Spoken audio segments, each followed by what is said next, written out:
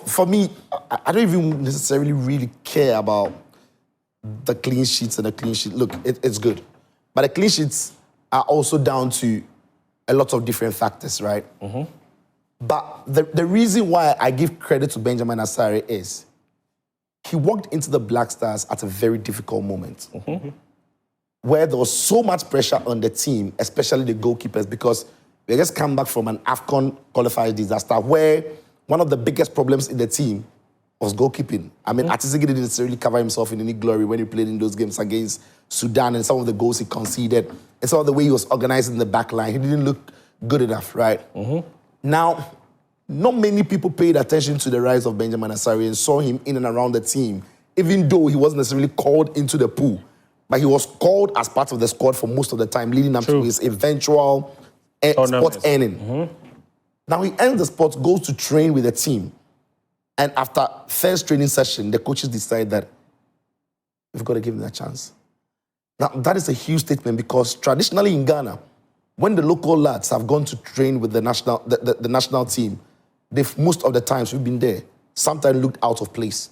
They've almost looked like we are different footballers from those who have arrived. Some have even admitted Some have even admitted that. Yeah.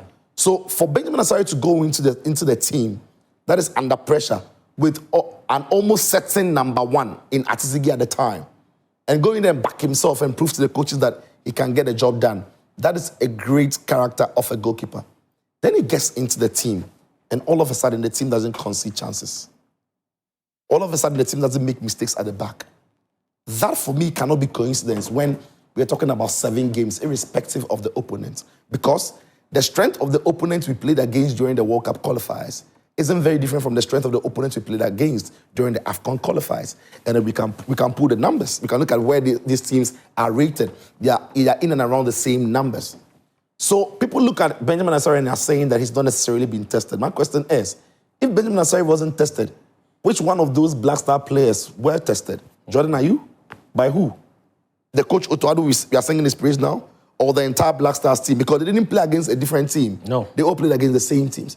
So I give him all the credit for stepping into that team and being part of a team that has looked solid defensively. Because there are things your data and your stats will not necessarily point out. Because which data tells us how well he's able to organize his backline? Which data tells us how well he's able to communicate to the boys at the back and tell them organization and communication are key elements of goalkeeping. And look, not just shot stopping or passing. Let's not beat about the bush. This is the Ghana Black Stars. We've seen the top players, the leaders in the team, walk to coaches and tell them that we don't trust that he can be a good left back. It will cost us. We don't trust that he's a good midfielder. We don't trust that he's a good goalkeeper. If Benjamin Asare in training didn't look like a goalkeeper who was good enough to be in the Black Stars post, I guarantee you, Otto wouldn't have had to mention it.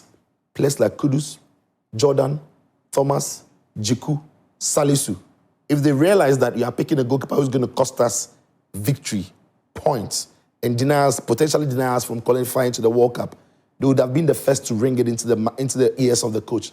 Coach, can you have a second look at that decision of playing a goalkeeper who doesn't look confident in training, who doesn't inspire us at the back? We had the 2014 World Cup. What happened? Korasi started the first game. He was dropped. Why? The centre-back partnership and the defense didn't trust Korasi's communication and his organization. You change him to Fatah Dauda and he's stuck in the post for the next 2 games. So for me, I've seen people discredit Benjamin Asare. Obviously, every player can improve.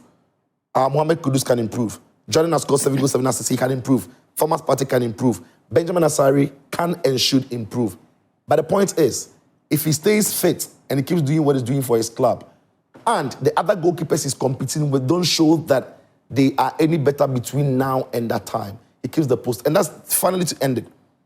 I also don't see any Ghanaian goalkeeper right now who is doing anything significantly better to convince me that if you put him in the post, he improves what Asare has done. What can you improve